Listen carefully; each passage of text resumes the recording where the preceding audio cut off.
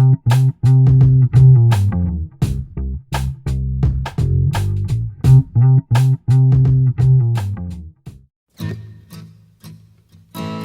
though we are 10,000 miles away from India, we should not forget our roots, our culture, our tradition, and our gods. Send them back to the reservation. That's what I'll say. They're not that kind of Indian.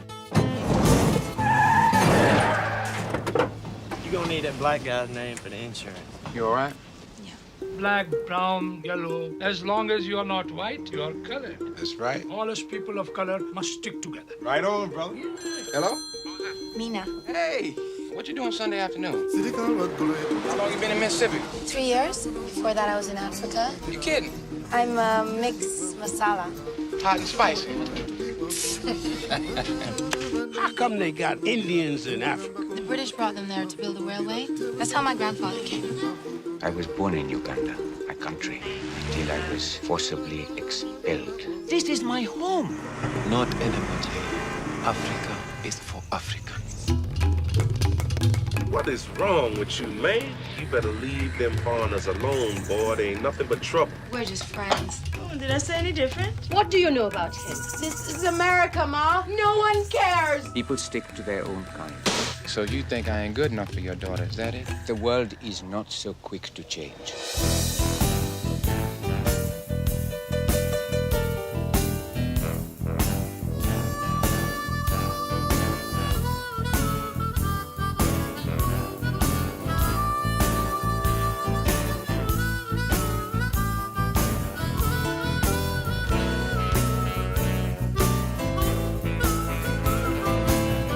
Well, Miss Masala, racism is passed down like recipes. Now, the trick is you got to know what to eat,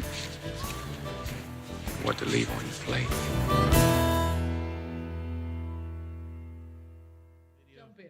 All right. Thank you. Thank you to those folks at Cinetech. Hey, hi, it's such a pleasure to meet you. Can I just start off with that?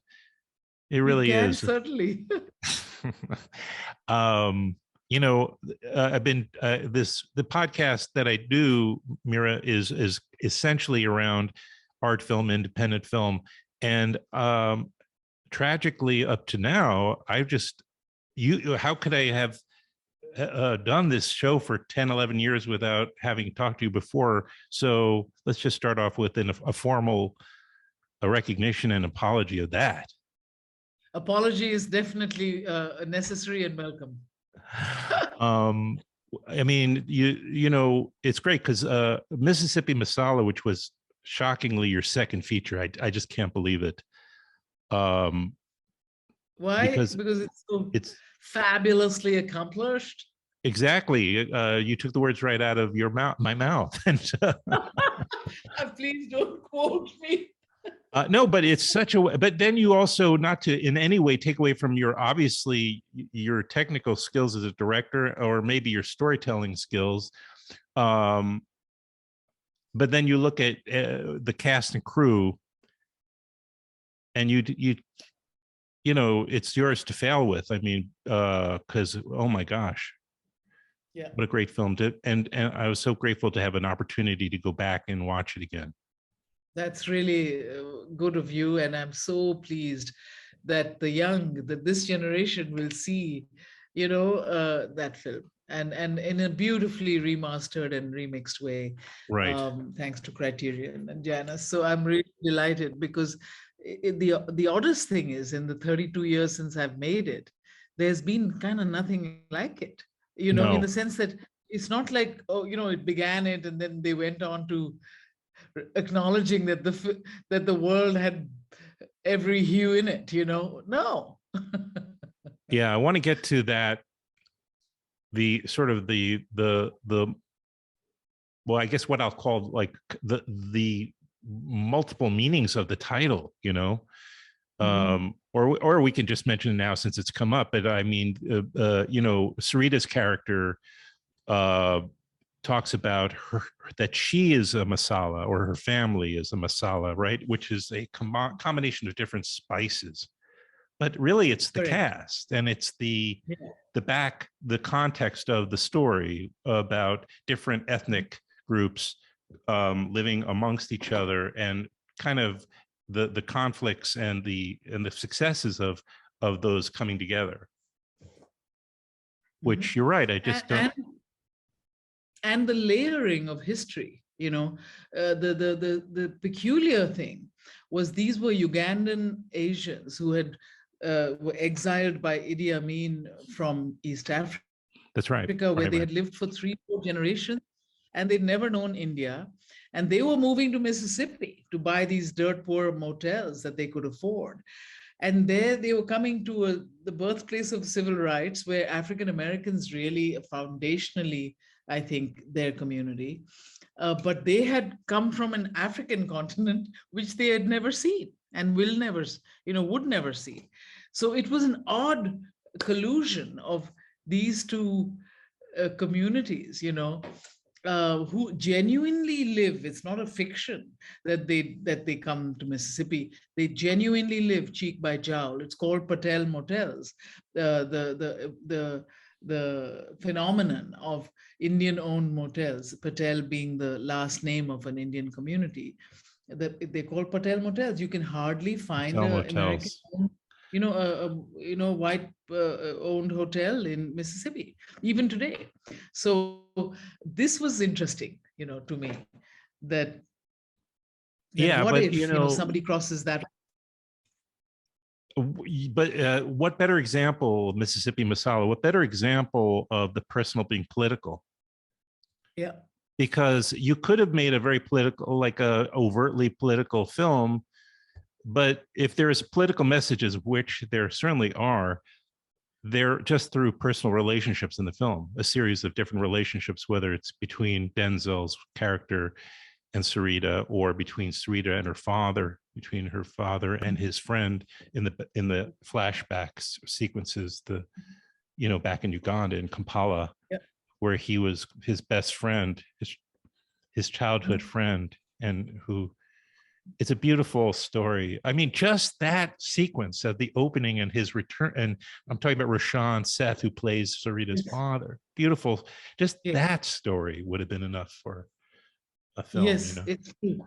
But what cinema verite has taught me, which is my tradition, my learning, is that tradition is there's nothing for me that beats the electricity of life, and how it is layered and unpredictable and complicated, and yet somehow we navigate and find a way.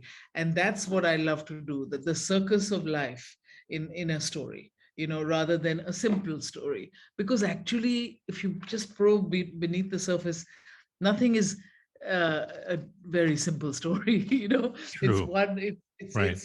It's lines that come. But it was wonderful. I love the idea of people settling and unsettling other places, and that was my story, you could say.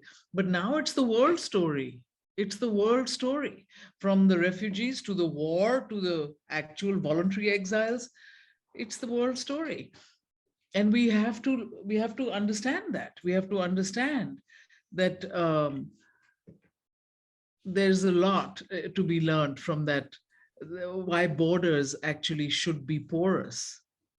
I like the way that's a great way of putting it.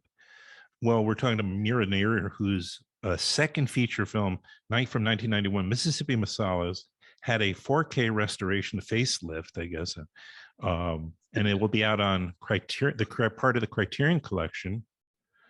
One of the people that I've had on the show, on my podcast a number of times now, twice, I'll just say a number, is Ed Lachman, who, for years, I just wanted, how did that relationship come about? And I know that he was also part of the restoration process, right? Under every frame. Well, Ed Lachman, I think was legendary even before he was born. Maybe, yeah. I just loved his work. I loved his work, and I just had the foolish confidence to go to the people who shine the light, on me, or on what they do. And And Ed said yes with great alacrity, and we did this together. And now I don't recall when I saw his films for the first time, but I must have seen them, for 3-4 years. I was an old downtown New Yorker, and we used to see whatever, the Jarmusch. cutting edge that was out. Right. I don't think he did Jarmusch. I don't think he did Jarmusch. But Jim is also a really dear friend. But I loved Ed's work, and he said yes very quickly, and those were the days it was like slow cooking. We did a lot of prep together. We did a lot of wandering together. Really? And yeah. And I also work very closely with artistic photographers, and Mitch Epstein, who was the production designer and co-producer, and also we were married once. I heard about that. Yeah. Yeah, and I always work with great photographers and great artists. So we, and Lydia Pilcher came on as an associate producer, and it was like, and Michael Nozick, and we created a kind of cocoon, I hoped, of artistry and risk taking, and traveled these unusual places, even to track the music, Adam, from like the Delta blues came from West Africa to Mississippi, and that trajectory. But similarly, I love working with found music and the music of the sound of the places we're in. So that opened several doors, in terms of just juke joints and blues joints and, Delta blues. And it was just, it's so rich, the There's word a is so masala of music. Masala of music. It's a great soundtrack. Musical too. masala, as it were. Yes, Yeah. I now have to pick it up. You don't mind if I have my dinner while I talk to you, right? My tomato soup. No, I don't mind that. That's a good one if you're gonna, as long as you're not, yeah. No, I wouldn't want you to fatigue. So just where did you shoot the African sequences now that you brought it All up? in Kampala, all actually where they were. Yeah, all in Kampala, Uganda. And no film had shot there since African Queen in 1957. Yeah, but nobody saw that movie. 19 and we were shooting in 1990. So we all shot in Kampala and in Jinja, which is a town an hour away. It's gorgeous, and we shot, very much in the real places and with real people as well. We hired this actor from Nairobi who looked a spitting image of Idi Amin, big and handsome and kind of, and when he came to the airport to us to shoot the film, the attendants and the immigration and people in the airports, they started freaking out. They really freaking out that this was Idi Amin was back and he never went away. So it's always been, like I always say, authenticity is my treasure, and it was really extraordinary to shoot in Uganda. With people who had been exiled and now had returned, and others who had never left. Because each person tells you or me their story, and it imbues the frame, I think, with a kind of a reality that is least expected, And of course the Mississippi, you shot in Mississippi. It's quite on the right down to the Gulf Coast there. Greenwood, Mississippi, and Biloxi. Yeah. I don't know why I wrote Greenport, but I was thinking maybe of Gulfport is probably what I was thinking of. Gulf, I think, which is not too far from there. Yeah, and there's of course Biloxi. Anyway, it's just so beautifully shot, and I love the we'll talk about the cast too, because you just single-handedly, of course, discovered Denzel Washington and Sarita Choudhury, didn't you? Take full credit for that. Thank you. Well, we wrote it for Denzel for sure. And, did you? He had just come yes, off of St. Elsewhere. Maybe he did. Did he do Cry of Freedom yet? Even? No, he hadn't. He did For Queen and Country, a British independent film, which I loved. I loved him in, and we wrote it for him. And he wanted to see me, or he saw me because he loved my first film, Salaam Bombay. Right. And he, when we met, he said, no one's going to offer me an Asian African American, story like this. He knew it was sort of original and unusual. So those were the reasons, really. And then I just, was looking for this fiercely intelligent, but attractive, but kind of wild almost girl, and found her in Sarita Chowdhury, and she had never acted before. She didn't even want to be an actor. She was a film student when I met her. And I saw her on a bicycle with all this mane of flying hair in a photograph that a kind of cool magazine called Face, I remember, in England had. And I just asked Susie Figgis, my casting director, like, find this girl for me, because she just had that kind of feral intelligence. Oh my gosh, and beauty. And it's just it's just their scenes were so sensuous and loving, and it's still their chemistry. It hasn't diminished at all. When you rewatch the movie. Absolutely. And I just wanted to mention, of course, Charles Dutton, who is also probably one of his earliest things. I'm thinking it was one of his earliest. He had made a couple of things. And he was fantastic. I was looking. I was trying to look up, and of course, the guy who plays Denzel's father, who Joe Seneca. Thank you. He passed away. Yeah, and he was also pretty much a legend in his time, and what an actor. I loved him. And because I wanted to gather everyone for the New York Film Festival, premiere on last year. And, I was so upset to discover that Joe had gone, and Yvette Hawkins, who plays his sister in the film, his Denzel's aunt, she had also left us. But Tico Wells, who plays his younger brother, is very much around and an actor and very. That's great. Yeah. Oh, that's wonderful. I'm sorry I wasn't there. And then, of course, last but not least, the great Roshan Seth, who, boy, you got him at the top of his American fame as well. Like, he had just come off of Gandhi and and Passage to India, and of course My Beautiful Laundrette, which is seminal.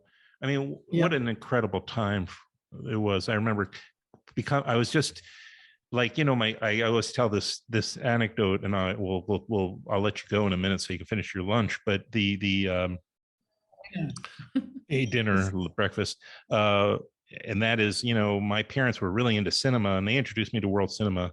And it wasn't, and then as I was a young man discovering movies on my own, this is the period where I was, I was already an adult when Mississippi Masala came out. But these are the films that informed me and that I discovered you and Jim Jarmusch and all your contemporaries. So, and what an exciting time. And My Beautiful Laundrette. Don't forget, I mean, Roshan had done all these wonderful things, but don't forget his wife in the film, Sharmila Tagore. Thank you. Is the great heroine of all Satyajit Ray's best movies. She's the Apu trilogy. She is. Oh my God! Oh my Lord! All those films. I buried the lead. Mother. Yeah, I buried the lead. I'm sorry. She's incredible. She's a legend. She is a legend. She's a legend. I should have led off with her. Wow, that's incredible. And was she singing in that, or is that her voice? Yeah, she was singing. Beautiful. Hey, you don't remember? It's also my debut. Yes, you're in it too. That's right. I do. The last review called me a scene stealer. What are you saying? Just when can we get you back on the? But no, you're not. Well, you're very dynamic, and you're very, lovely and person, and I'm so grateful. Let's remind people, Mississippi Masala is back, or is it going to have any more screenings, by the way, or? Yeah, it's theatrically opening tomorrow, April 15th. Okay, so in New York and in Los Angeles at the Nuart. At Film Forum? Then it's no, at the IFC Waverly Theater. All right, let me rephrase, because clearly I have some editing I'm going to do. Well, let's remind people, Mira Nair's film, Mississippi Masala, is going to actually be back on the screen in a new 4K restoration. Just to remind people, it'll be in New York City at the IFC. And where did you say in LA? At the Nuart. The Nuart. At the Nuart. Got it. Right. And Adam, if I may, my name is pronounced Mira Nair, like fire. Right. Rhymes with fire. Thank you. That'll help you. Don't correct me on my show, by the way. Don't ever Why do not? that. Where else will I have the chance? Well, we're young yet. Our paths may cross. Yes. You don't be so sure, and you'll have plenty of opportunities to mispronounce my last name, but thank you for that. And thank you for making it. All right, you got it.